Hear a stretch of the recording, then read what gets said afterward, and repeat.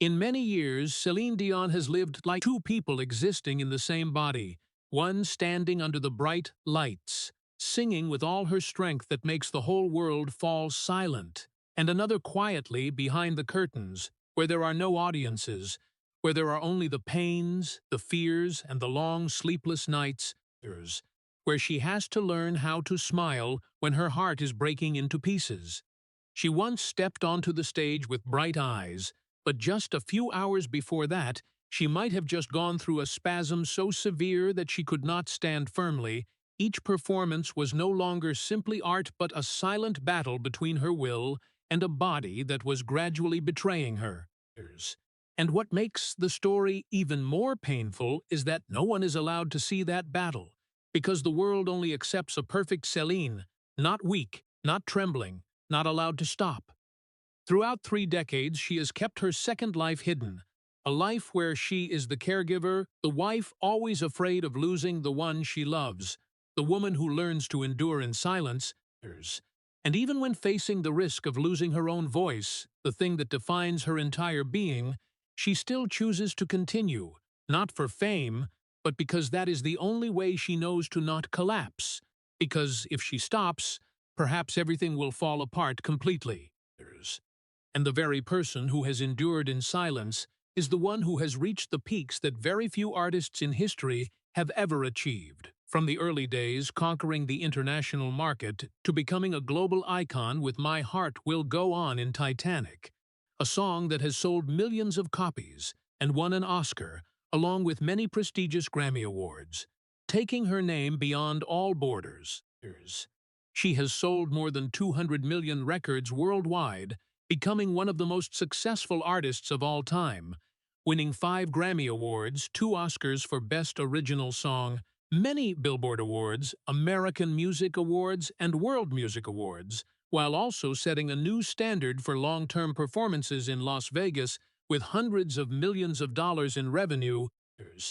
where each night of her show is not just music, but an unforgettable experience for the audience. From ballads like The Power of Love, Because You Loved Me to grand stages around the world, she has not only built a brilliant career, but also reshaped the way a voice connects the emotions of millions of people. And that very paradox has made Céline Dion's story, a woman who is both fragile and great, enduring in the darkness while shining brightly before the whole world. Before stepping further into the story that not everyone is strong enough to face, please hit like and leave a heart, as a quiet way to send Céline Dion appreciation for what she has endured behind the spotlight. In Céline Dion's memories, childhood did not begin with dreams, but began with sounds. Melodies ringing out in a small house always crowded with people, where 14 children grew up not in abundance, but in sharing to the point where there was nothing left to call private, where each meal was a careful calculation to be enough for everyone, where laughter mixed with the fatigue of adults who had to strain to keep the family standing firm. It was a poor family in Quebec, but strangely rich in music because her parents did not have much money, but they had musical instruments, songs, and a simple belief that music could soothe the long, difficult days. And in that space, Céline did not learn to dream first. She learned to sing first. Because singing was the only way to be heard among so many voices, the only way for a small child to exist in a world where attention was always divided. No one in the family intentionally forgot her, but when there were too many people who needed care, it became natural for a child to learn how to be silent. And Céline learned that very early, learned to observe, learned to feel, learned to keep her emotions inside and only let them out when she sang, because that was the only place she felt seen, heard, understood. The evenings in that house were not quiet, but continuous music playing, siblings taking turns playing instruments, singing, and sometimes, amid all those sounds, Céline's voice rose, not powerfully, not to overpower, but softly, fragile yet with something that made people stop, as if that child was saying something that words could not describe. Perhaps that is why she once said she could sing before she could walk, not as an exaggeration, but as a truth. Because music was not a choice, It was instinct, the way she breathed, the way she existed in a world where she did not have much spheres. But behind that is a truth few realize, that a child who has to use music to get attention is often also a child lacking the necessary attention. And Céline grew up with a special sensitivity, easily moved, easily hurt, easily deeply attached to those who gave her the feeling of being loved, because she was used to having to seek that feeling instead of receiving it fully. In a family where everyone loved each other, but no one had enough time to listen to each small sadness, Céline learned to turn sadness into melody, turn loneliness into sound, and gradually she not only sang to be heard, but sang to understand herself, to find a place where she could exist without blending into the crowd. Those years created a person who the world later called a legend,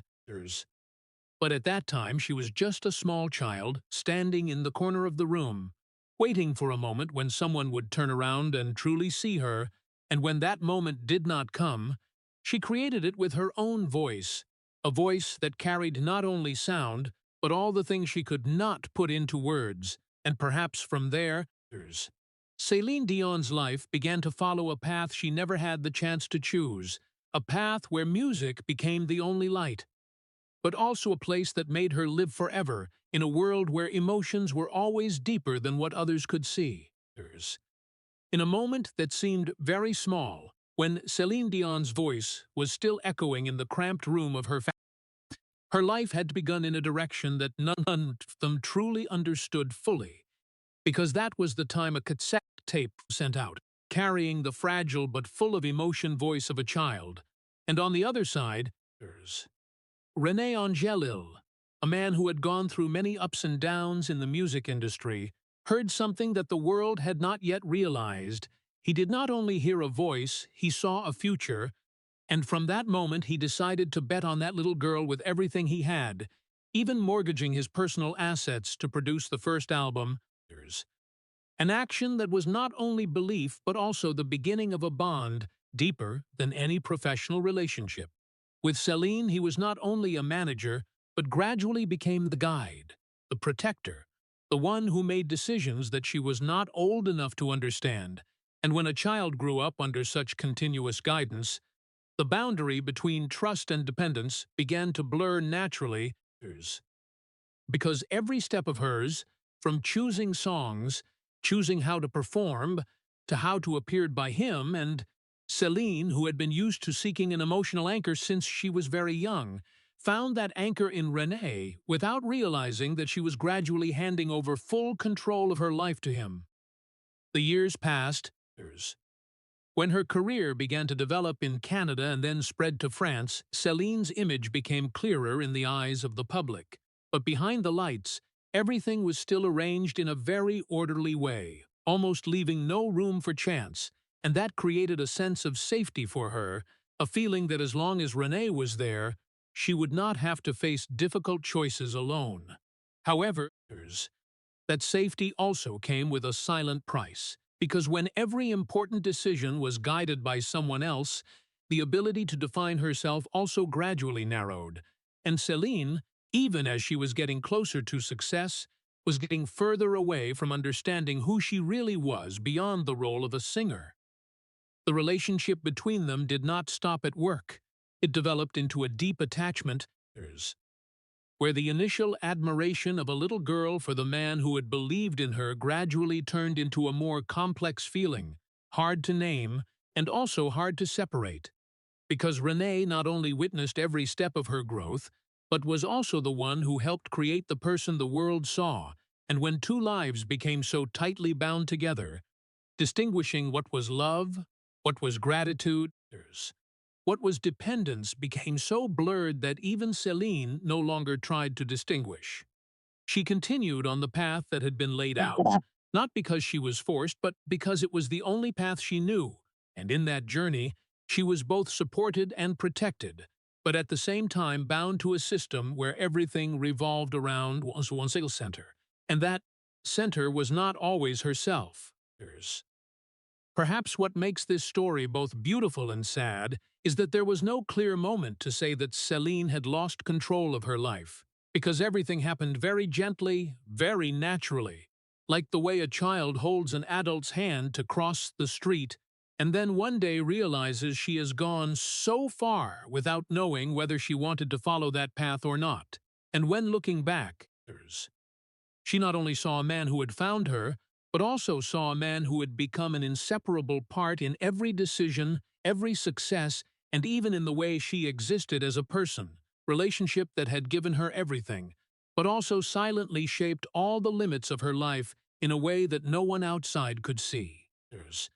And then, when the road ahead gradually opened wider than what a young girl had ever imagined, Céline Dion began to enter a stage where every change was no longer a personal choice, but became a condition for existing in a larger world, where talent alone was not enough, where the voice had to go along with the image, style, and the ability to integrate with the international market.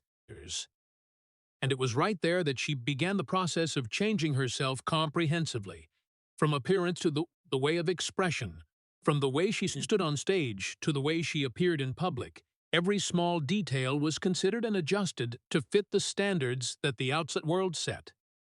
Her hair was changed, her teeth were corrected, her dressing style was reshaped, all not to beautify in the way she wanted, but to become suitable for the image of an international star. And in that process, she gradually realized that the person the audience saw was becoming more and more different from the girl who once sang in the small room years ago. At the same time, learning English became a big challenge, not only in skills but also in identity, because language was not only a communication tool, it was the way a person thinks and feels. And when Céline was forced to leave French, the language tied to her childhood and deepest emotions, to step into an English-speaking world, she was also leaving a part of herself, a part that could not be easily carried into the new songs. Those days of study were not easy at all. She had to practice pronunciation, practice expression, had to learn to sing in a language that her heart had not fully belonged to. And while the world began to pay more attention to her inside, she felt she was gradually becoming a stranger to herself, as if every step forward pulled a part of the past left behind. The pressure came not only from the market or the media, but also from the expectation to become a perfect role model, a diva who was not allowed to make mistakes, not allowed to be weak, not allowed to have uncontrolled moments, and to meet that, Céline learned to hide what did not fit that image, learned to smile even when tired, learned to keep her voice stable even when emotions inside were fluctuating. And gradually, she not only performed on stage, but also performed her entire life under the public's gaze. In that process, a silent separation began to form, not clear but increasingly deep, between the woman the world knew and the real person existing behind. One side was Céline Dion, perfect, strong, always in control of everything, and the other side was Céline, the sensitive, easily hurt girl,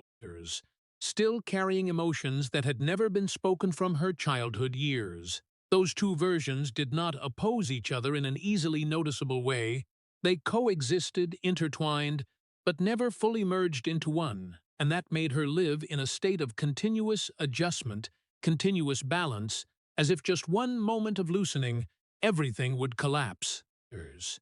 Perhaps the most painful thing was not that she had to change, but that those changes gradually became normal, to the point that she herself no longer clearly remembered who she had been before it all started. And when standing in front of the mirror, seeing a perfect image that the world admired, she also had to ask herself whether that was still her or just the result of all the expectations, the pressures and the decisions made in her place. And from then on, Céline Dion's life was no longer just the rising journey of an artist, but became the journey of a person trying to keep the truest part of herself, while everything around continuously required her to become a different version. A journey where every step forward carried a silent loss, not noisy, not seen,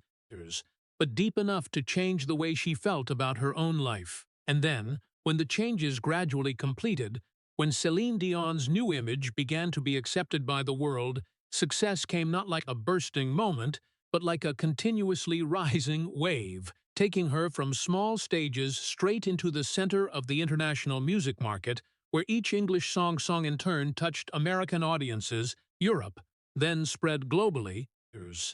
where the name Céline Dion no longer needed introduction, where her voice became a familiar part in the lives of millions of people, echoing in their most private moments, from love stories to losses that could not be named. But when the world began to open its arms to welcome her, her life gradually shrank in a way that few noticed, because along with fame came a schedule so packed that it was almost without gaps, continuous flights between countries, recording sessions that lasted until late at night, interviews following one after another, performances where every appearance had be perfect as if it were the first time and also the last time, and in that cycle, time was no longer measured by day or night, but by the times stepping onto the stage and the times leaving in silence. Céline no longer lived like a person with her own rhythm, but like a part of a giant machine operating non-stop, where every gear had to function precisely, where any slowdown could cause consequences bigger than what outsiders could imagine. Her public image became more and more perfected to the point of almost having no gaps, from the way she smiled, the way she spoke, the way she appeared. All were controlled and maintained at the highest level, creating an icon that audiences could trust, could admire. But precisely because of that, there was no room left for imperfect parts to exist. Every time she stepped into the light, it was not just a performance, but an affirmation that she was still strong, still in control of everything, still the person the world expected, and that gradually became a heavier responsibility than a joy, because when an image had been built to perfection, maintaining it became a burden that could not be let go. Meanwhile, her personal life gradually contracted like a space that grew smaller and smaller, where relationships were no longer nurtured in a natural way, where private moments were replaced by short periods between trips, where emotions were no longer shared fully but had to be adjusted to fit the schedule, the work, the image. Céline still had people around her, still had family, still had people working with her, but their presence could not fill the emptiness that was gradually forming inside. An emptiness that did not come from lacking people, but from lacking real connections not dominated by lights or expectations. The higher she stood, the more she realized that the distance between herself and the world around her also grew larger. Not because she wanted to separate, but because that very position had created an invisible boundary where very few people could step in, where what she went through was not easily understood or shared. And in that silence, a feeling of loneliness began to creep into her life. Not noisy, not sudden, but slowly, like the way a room gradually became empty when familiar items disappeared one by one.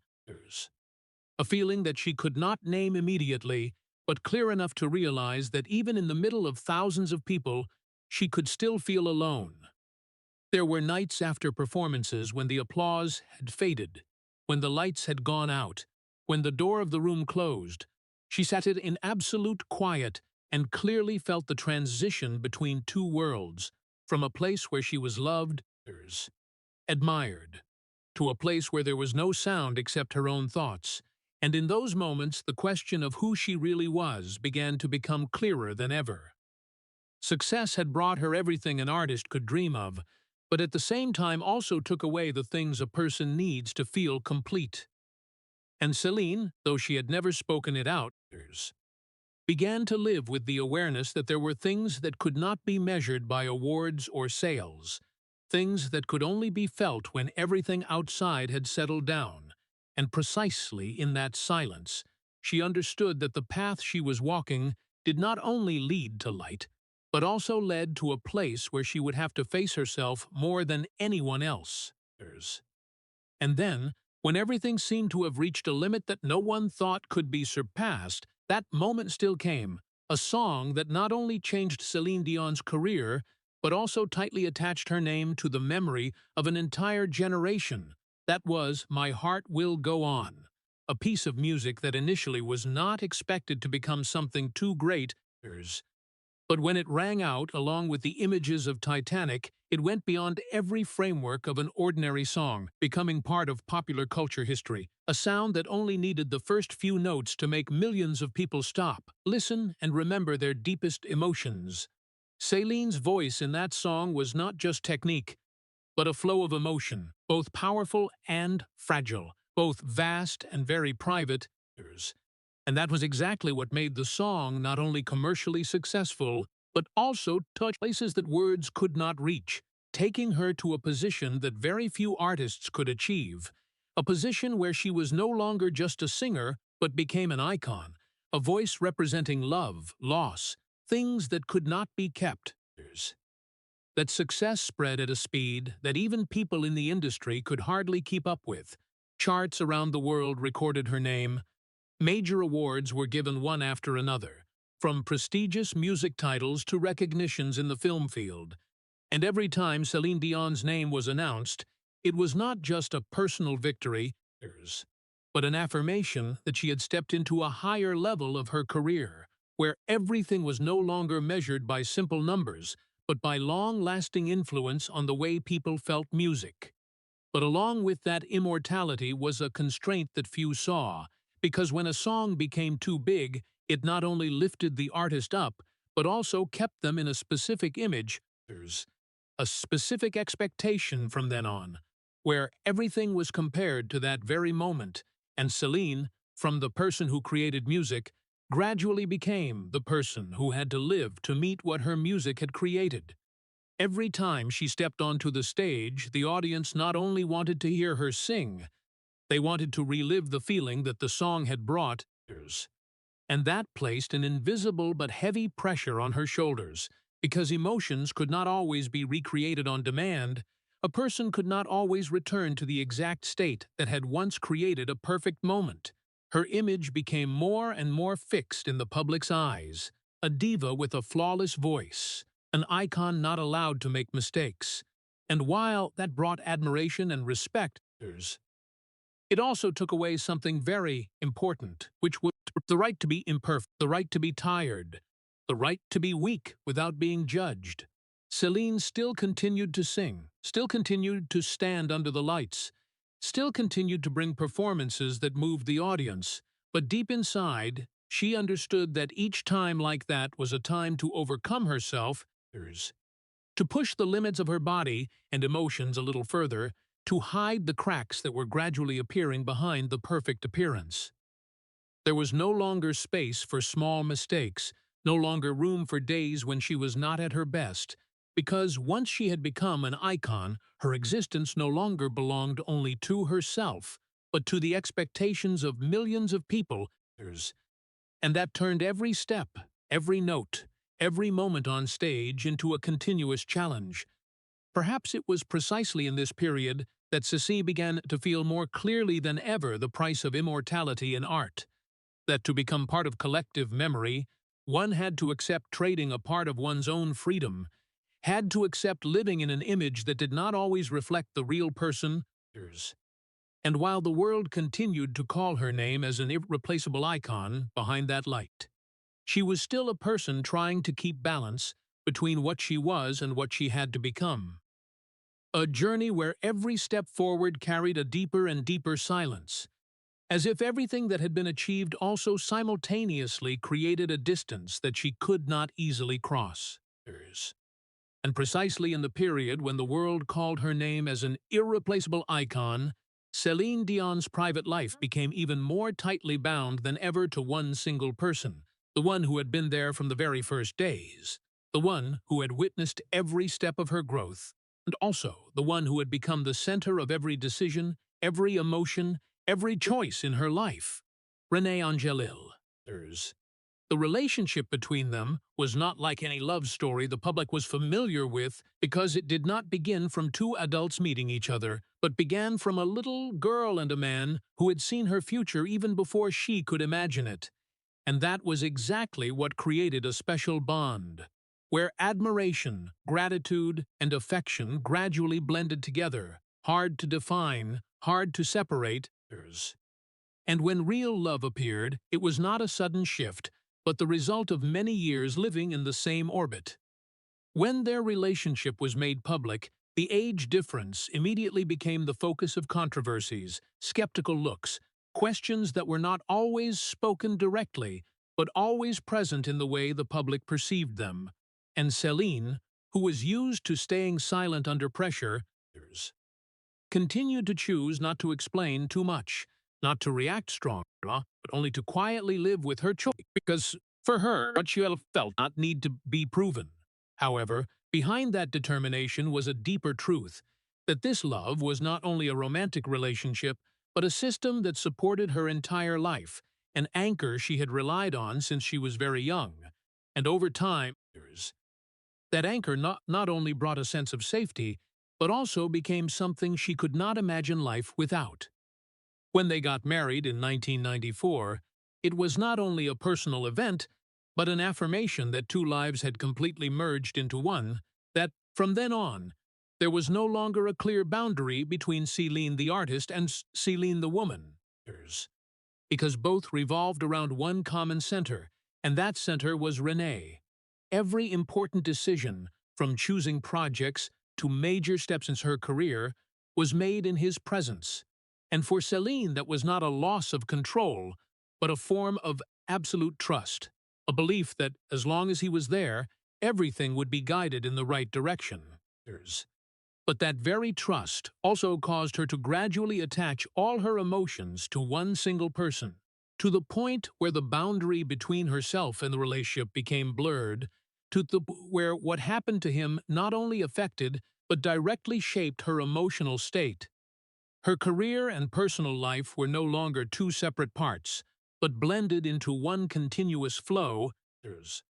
where every success on stage was tied to René's presence behind it, where every private moment be separated from decisions related to work.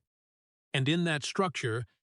Céline no longer stood alone as an independent individual, but as part of a larger system, a system she trusted, but also depended on.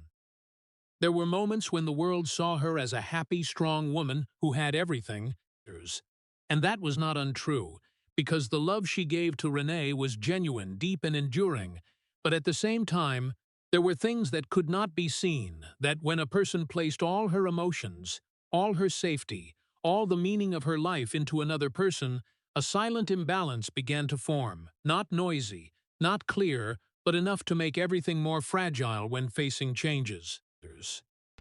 Céline still continued to move forward, still sang, still stood under the lights, still maintained the image the world expected. But inside, her life became increasingly attached to one single axis, and that made everything around her, no matter how big, inseparable from that relationship. A relationship that had given her everything she needed to stand firm for many years, but also silently made her more vulnerable to any change. Because when the center of life lay in one single place, then any tremor from there could spread and affect the entire rest. And perhaps precisely in that deep attachment, Céline Dion's story was no longer just the story of a woman in love, but the story of a person who had placed her entire life into a love that she never wanted to learn how to live without. And then, what Céline Dion perhaps feared most also arrived, not in the form of a sudden shock, but as a cold and prolonged diagnosis, when René Angélil was confirmed to have cancer, a disease that not only attacked his body, but also crept into every corner of their life, breaking every plan, every rhythm they had been familiar with for many years. And in that moment, Céline was not facing a simple choice between work and family, but standing before a decision that would change the entire orbit of her life, a decision she had almost made immediately, without hesitation, without calculation, as if from deep inside she had always known that if that day came, she would choose love. At a time when her career was at its peak, when the biggest doors of the music world were open, when every step could take her even further, she stopped, not because she lost opportunities, but because she realized there were things more important than any opportunity, and from a woman standing in the lights, she became a wife stepping into the space of the hospital, where there was no applause, no bright lights, only the smell of medicine, long hallways, and the feeling of time passing so slowly that every second carried a worry. Her life gradually revolved around checkups, treatment sessions, days when hope and despair took turns appearing without warning. And in that world, Céline was no longer a diva, no longer an icon, but only a person trying to keep the one she loved here a little longer. Even if just one more day, one more hour, or one brief moment. She learned to read the smallest expressions on René's face, to understand the things he did not say, learned to become a support when she herself also needed to be supported. And precisely in those days and months, her second life was no longer something vague, but became clearer than ever, because between the two worlds she had lived in for many years, she had chosen decisively where she would stand, and it was not the stage. But that choice did not come without its price, because when she stepped away from music, she not only paused her career, but also had to face a part of herself that had previously always been filled by work. An emptiness that was not easily filled again. And while she devoted all her time and energy to caring for René, the mental pressure gradually accumulated in a way hard that was hard but undeniable, because each passing day was a day she had to live with the fear of losing the only person she had attached her entire life to, a fear without a specific shape but all present, always there, even in the quietest moments. There were nights she did not sleep, not because of work, but because of thoughts that could not stop, questions without answers, scenarios she did not dare to put into words. And in those moments, Céline was no longer the strong woman the world knew, but a person trying to keep herself from collapsing in front of something uncontrollable. However, precisely in that exhaustion, another form of strength appeared, not the strength of lights or perfect high notes, but the strength of presence, of staying when everything became difficult, of continuing even without knowing what lay ahead. And perhaps that was the first time in her life that Céline truly chose something unrelated to fame, unrelated to the world's expectations, but only related to her heart. A choice that brought no recognition, was not recorded by awards, but defined her as a person in a way deeper than any previous success, because while the world could temporarily forget her as an artist, in the small space of the hospital and family, she became the most important thing to another person, and that, even if no one saw it, was the clearest proof that she was ready to trade everything to keep what she believed was irreplaceable. And while Céline Dion's life was still being stretched between love and the fear of loss, between the hospital and unnamed silences, another desire also grew inside her, not noisy but persistent, which was to become a mother, a longing that seemed natural but became a journey full of pain and challenges that she never fully imagined from the beginning. Having children for Céline was not something that came easily, but a process that stretched over many years, where every hope came with worry, where every attempt carried the risk of failure, and where her body had to endure medical interventions that not everyone could overcome. There had been incomplete pregnancies, times when joy had just appeared only to give way to heavy silence, moments when she had to face the truth that love and desire were not always enough to keep something. And in times like that, the pain was not only physical, but also the feeling of losing a part of the future she had begun to imagine. Céline did not talk much about those things in public because there were pains not easy to share, but they were still there, silently accumulating, becoming part of who she was, making each time she stood up and continued a little more difficult. And then, after all the failures and waiting, when she could finally hold her first child in her arms, it was not only a moment of happiness, but the result of a long journey full of tears and sacrifice. A journey where every step had to be paid for, and precisely because of that, the love she gave to her child was not simply a mother's instinct, but a deep appreciation for what she had had to fight to obtain. But even when that joy came, life did not become easier, because the role of mother did not exist separately from what she was carrying. It blended into a much more complex reality, where she had to care for family, face René's health condition, and maintain a public image that the world still expected. And in all of that, none of it was light. There were days she moved from the hospital to home, from the role of caregiver to the role of mother, then back to the responsibility of an artist when necessary, and each such transition required an emotional adjustment that not everyone could understand, because she was not only living two lives, but sometimes had to live multiple roles at the same time, with no real break. Céline tried to keep her family with a sense of stability, a feeling that no matter how much upheaval there was outside, inside could still be a safe place for her children. She wanted her children to grow up in love, in presence, in the things she had lacked when she was small, and to do that, she had to put herself aside many times, had to suppress the fatigue, the worries, so she could appear before her children as a steady mother. But that steadiness did not always come naturally. There were moments when she felt she was being pulled in many different directions, where no choice was perfect,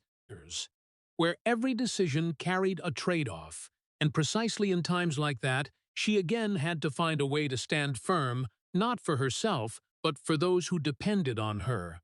Perhaps what made Celine's motherhood journey special was not in what she had achieved, but in what she had had to overcome to be able to hold on to it. Because every time she hugged her child, it was not only a gesture of love,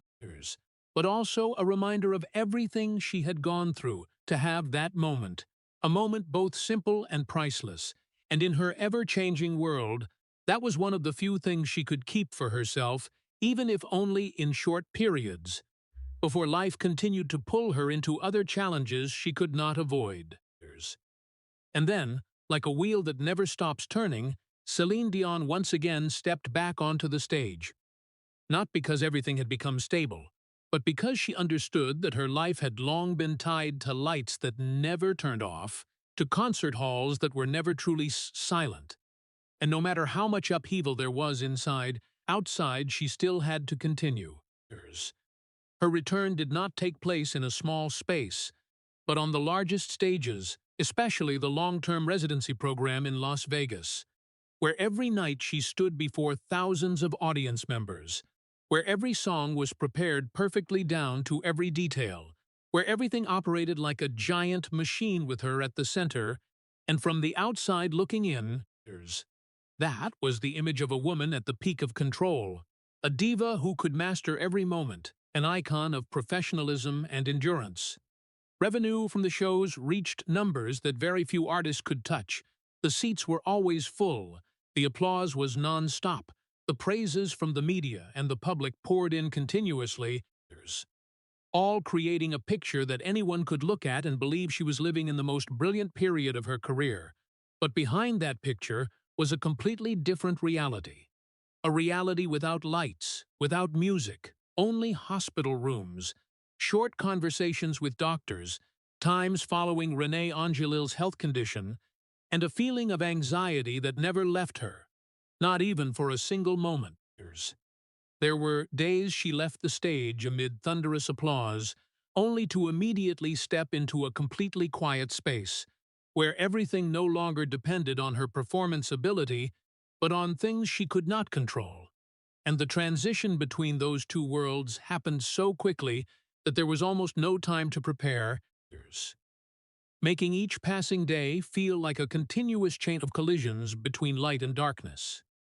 Performing while caring for her husband was not an easy balance, but a state of prolonged tension, where she had to constantly maintain two completely different roles. One person standing before thousands with a smile and a steady voice, and one person sitting beside the hospital bed, listening to every breath, every smallest change in the condition of the one she loved, and in both of those roles there was no room for weakness, because every time she allowed herself to collapse, a part of Lada would no longer be held steady.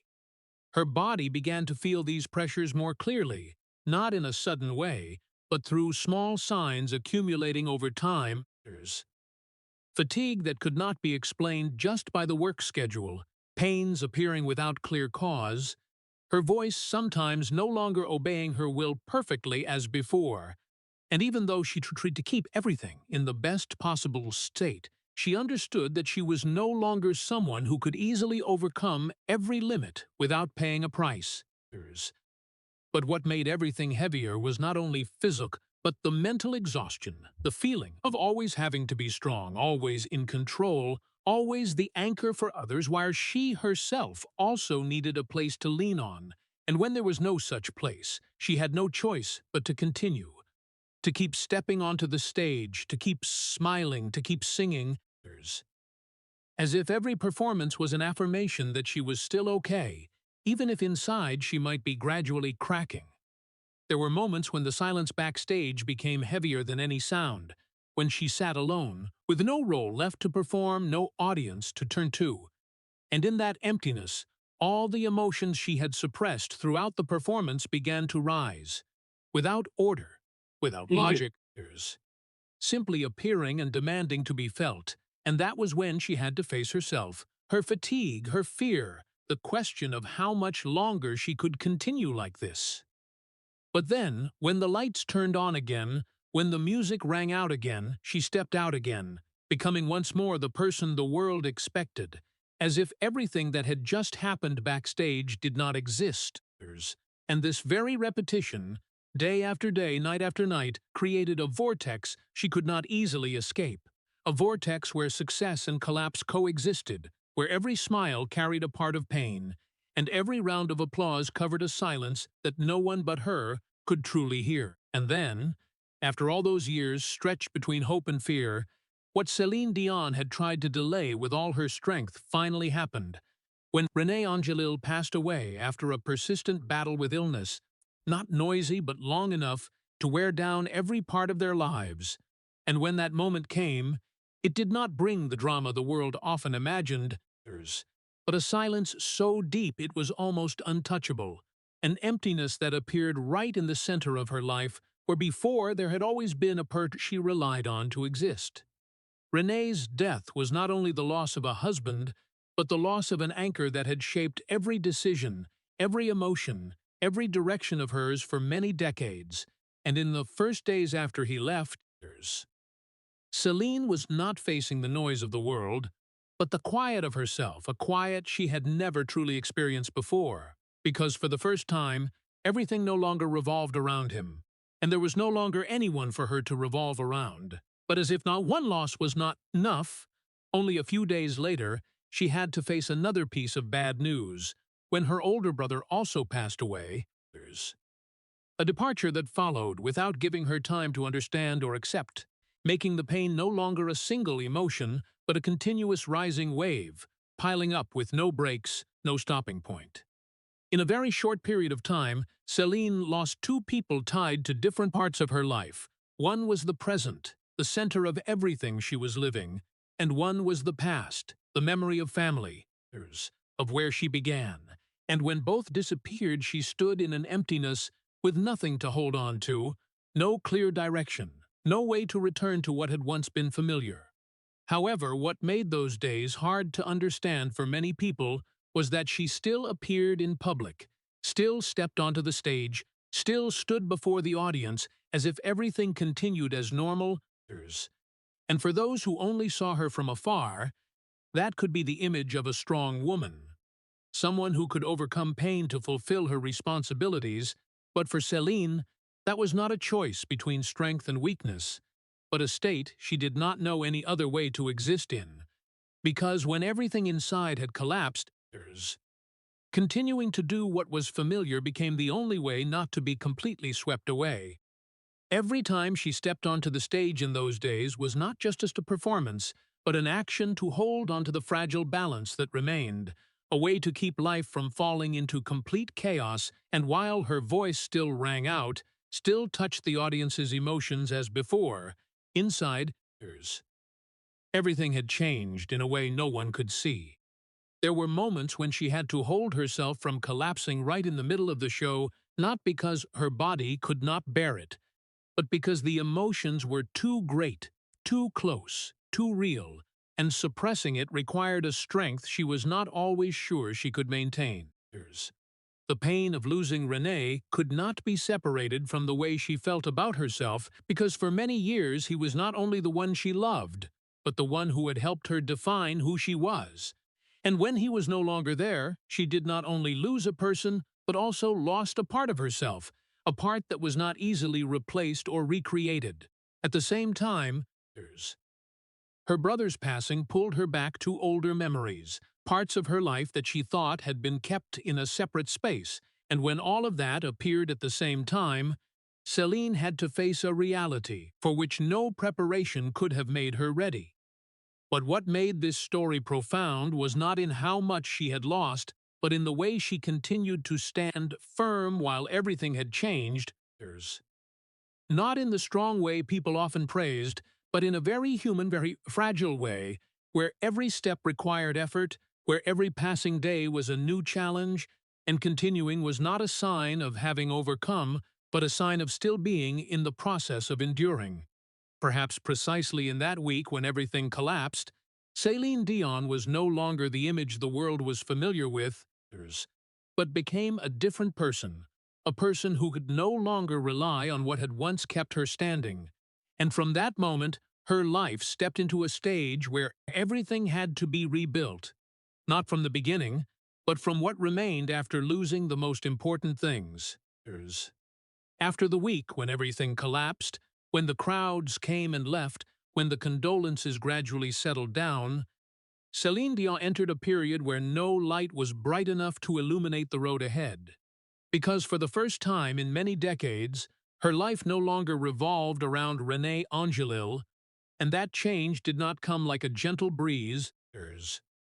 but like an emptiness that suddenly opened right in the middle of everything familiar, where every habit, every decision, every emotion once tied to his presence now had no anchor to hold on to. The first days after losing her husband were not a series of dramatic moments, but the repetition of small but heavy things, from waking up in a room that was too quiet to looking at objects that were still there, but no longer carried the same meaning as before. And in each of those details, she gradually realized that the absence of one person could spread to every corner of life, making even the most familiar things become strange. Céline did not only lose the one she loved, she lost the person who had kept everything connected, the one who had helped her shape her direction, the one who had always been there to share big and small decisions. And when he was gone, she not only had to learn how to live without a relationship, but had to learn how to exist as an independent individual, something she had never truly experienced before. Meanwhile, the role of mother did not allow her to stop for too long, because her 3 children still needed someone steady, needed a stability that she herself was trying to find again. And from a woman who always had an anchor beside her, she became the only one who had to carry everything, from decisions related to family,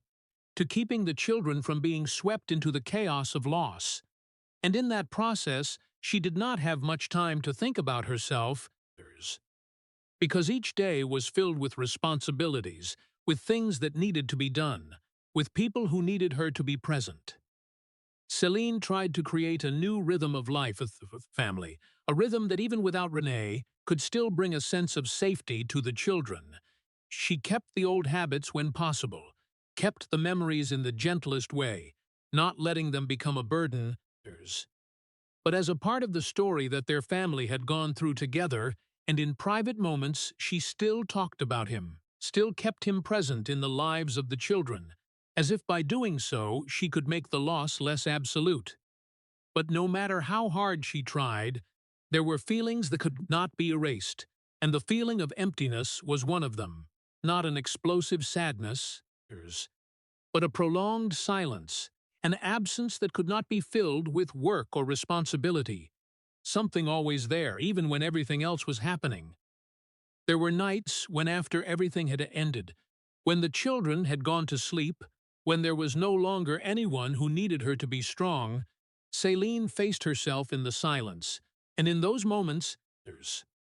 all the things she had suppressed during the day gradually surfaced, without order, without logic, simply existing, and she had to learn how to sit with them, not to resist, not to run away, because there was no other way. Continuing her career in that context was not an easy decision, but it was also not entirely a free choice, because music was still a part of who she was,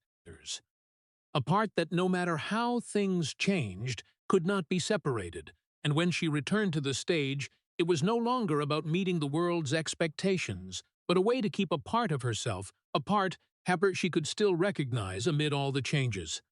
However, even when standing before the audience, when her voice still rang out, she also knew that everything was no longer the same as before, because now every note carried a different layer of emotion, an absence that could not be filled, and that made everything deeper but also heavier.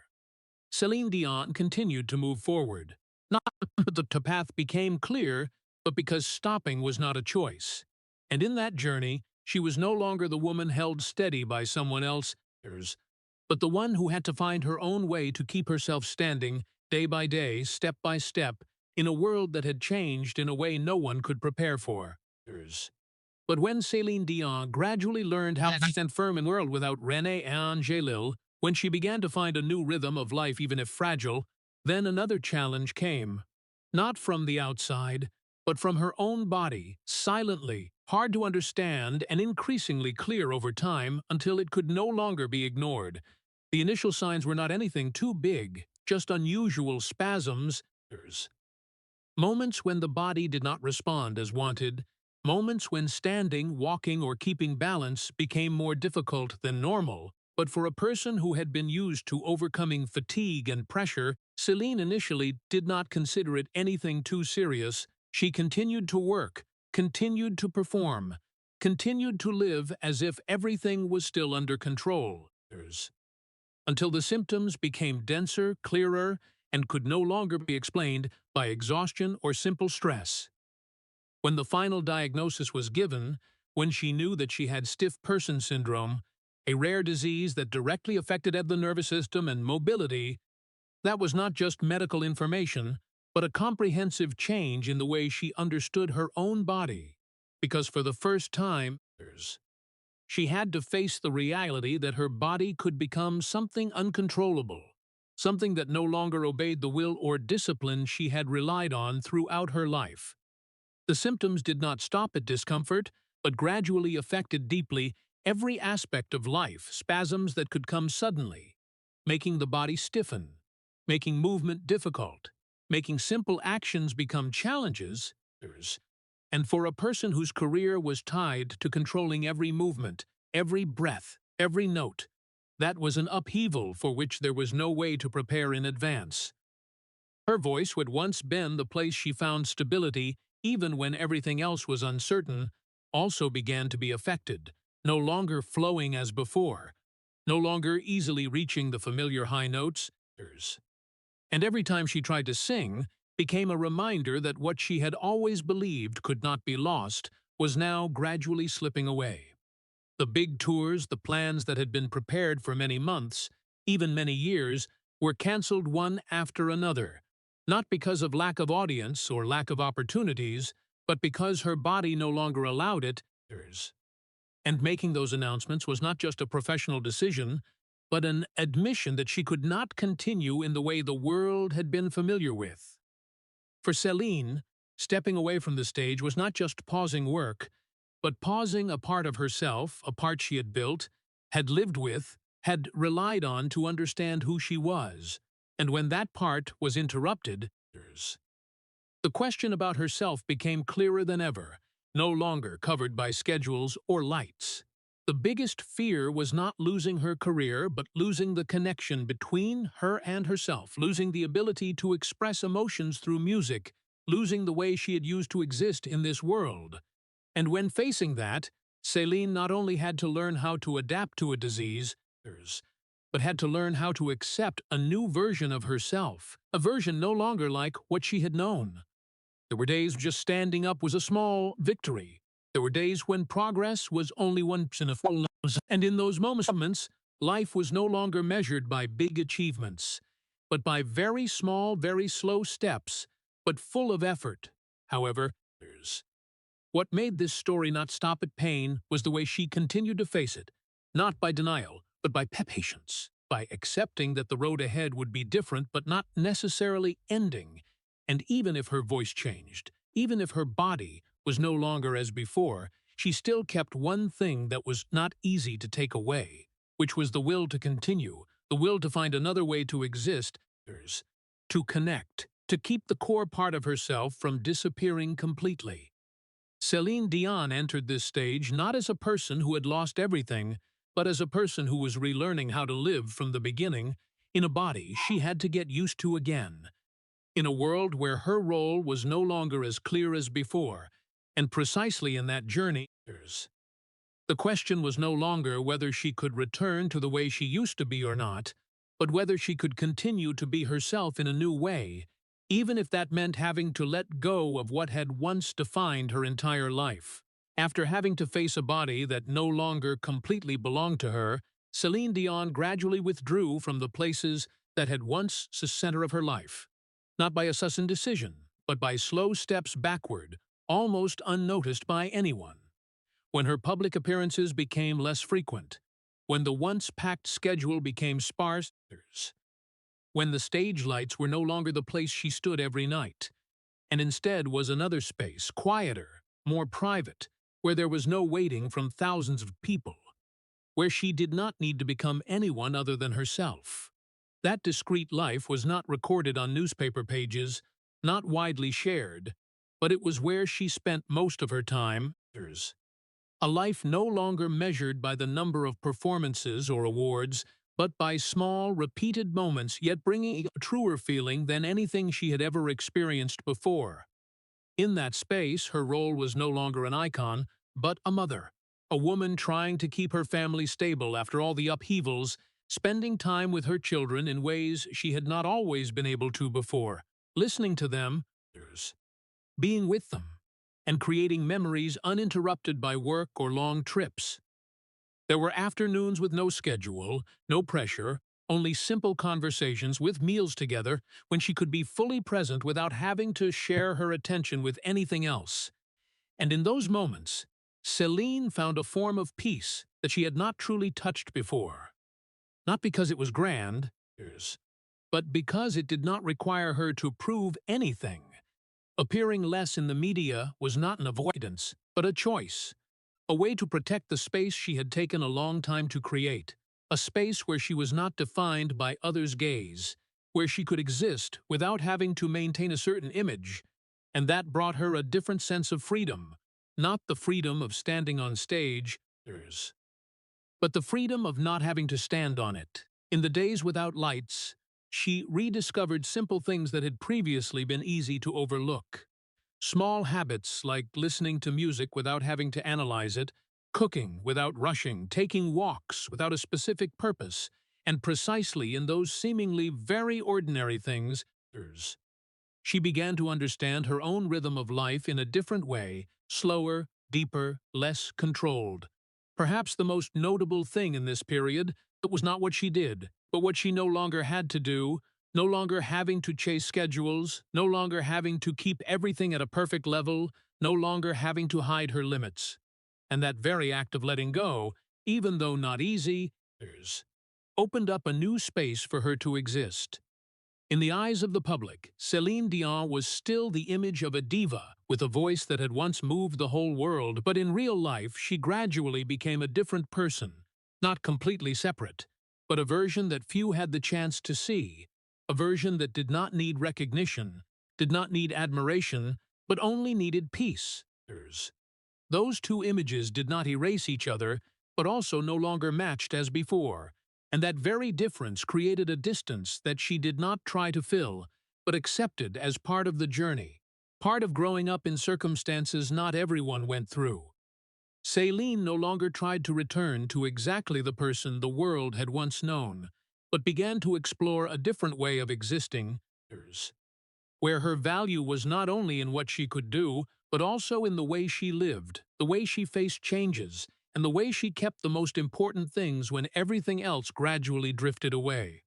And, in that quietness, even without rounds of applause, without bright lights, there still existed a form of strength, not easy to see but enduring. There's a strength that did not come from standing at the peak,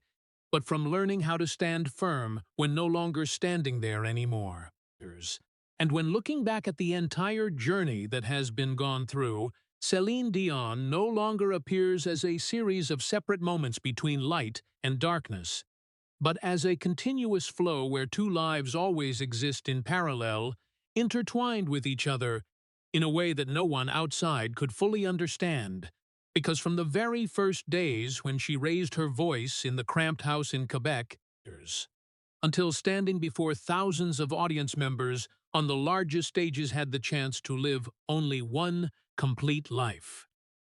One part of her always belonged to the public, belonged to the expectations, the standards, the non-stop gazes, and the remaining part belonged to private things, the fears, the losses that she had to carry in silence. And that very division was not a clear choice, but the result of a long journey where every step forward pulled along a trade-off that could not always be recognized right at that moment. Her success did not come easily. But what made the depth of the story was not in how much she had achieved, but in how every achievement came with something that had to be left behind. From an incomplete childhood, where she learned to sing before she could dream, to the relationship that had shaped her entire life with René Angélil, where love and dependence blended into one, creating a solid foundation, but also making her more fragile in the face of unavoidable changes. When she stepped to the peak with songs that echoed around the world, when her voice became part of collective memory, she did not only carry the pride of an artist, but also the pressure of having to maintain an image with no room for mistakes. And while the world saw perfection, she had to learn how to live with the imperfect parts of herself that she could not share. The years spent caring for the one she loved, the decisions to stop when her career was shining, the time standing under the lights, while inside she had already begun to crack, all were not separate moments, but layers stacked upon each other, creating a person who was not only defined by what she had done, but also by what she had endured. And then, when loss came in a way that could not be postponed, when René left and took with him a part of her life, when other family members also left one after another, Céline could no longer rely on what had once kept her standing. And from then on, her journey was no longer about reaching new peaks, but about finding a way to keep moving forward in a world that had completely changed. Illness appeared as a final challenge not to take away everything, but to force her to face the deepest question about herself, that when her voice was no longer as before, when her body no longer responded, what was left of her? And in the process of searching for the answer, she did not return to the old self, but gradually formed a different way of existing, where value was no longer measured by perfection or success, but by the ability to continue even when everything had become more difficult than ever.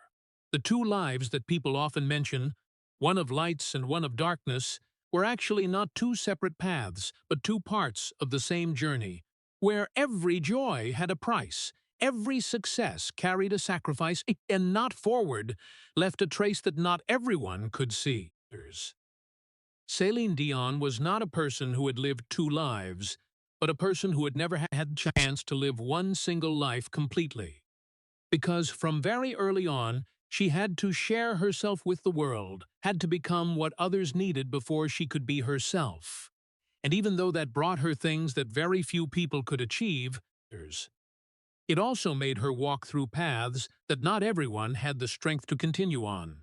However, what remained after all was not regret, but a very different form of strength. Not noisy, not showy, but enduring. A strength that came from having gone through it and still standing there, from having lost and still continuing to hold on to what was most important, from having once been everything in the eyes of the world and now learning how to be herself in the quiet. There are people remembered for what they achieved, there are people for what they left behind, and there are also people for the way they lived through things that no one truly saw, and Céline belonged to that last group. where her legacy was not only in the songs that had rung out, but in the way she had carried the pains without letting them define her entire being. In the way she had continued to love, continued to care, continued to be present, even when everything became more difficult than anyone could imagine. And when the lights gradually dimmed, when the rounds of applause no longer rang out every night, her story did not end, but only shifted to another form. Less noisy but deeper, where each day was no longer a performance, but one more step forward in the long journey of a person who had spent her entire life becoming what the world needed, and now finally could begin to learn how to live for herself, even though it came later than anyone had ever thought. The story of Céline Dion is not only the journey of a music legend, but a painful proof of the real price of greatness. When a person has to divide herself to exist between light and darkness for dozens of years. From the image of a little girl growing up in a large family, using her voice to be heard, to the woman who put her entire life into the relationship with René Angélil, then sacrificed her peak career to care for him during his illness, we clearly see a chain of choices that were never easy but always came from love and responsibility. Especially, the detail that she still stepped onto the stage while behind it was the hospital, and the fear of losing her husband shows an endurance that almost exceeded human limits. And when she lost René at the same time as her brother, but still continued to appear in public, that was not simple strength, but a form of resilience mixed with pain. When her body was later attacked by stiff person syndrome, making even her voice, the thing that defined her life, become fragile, the story was no longer just about loss, but about facing the loss of herself. For the American people, where success, individuality, and independence are highly valued, this journey is a profound reminder that behind every perfect icon there are always unseen sacrifices, and success should never be measured only by fame or money. The lesson here is not to endure like her, but to learn how to balance between ambition and personal life, to cherish family while it is still possible, and most importantly, not to lose oneself in the pursuit of success. If Céline Dion's story has touched you, please hit subscribe and leave a heart, as a quiet way to pay tribute to the woman who sang with her entire life. Thank you for staying until the end, and see you again in the next video, where we will continue to listen to the beautiful but painful stories behind the spotlight.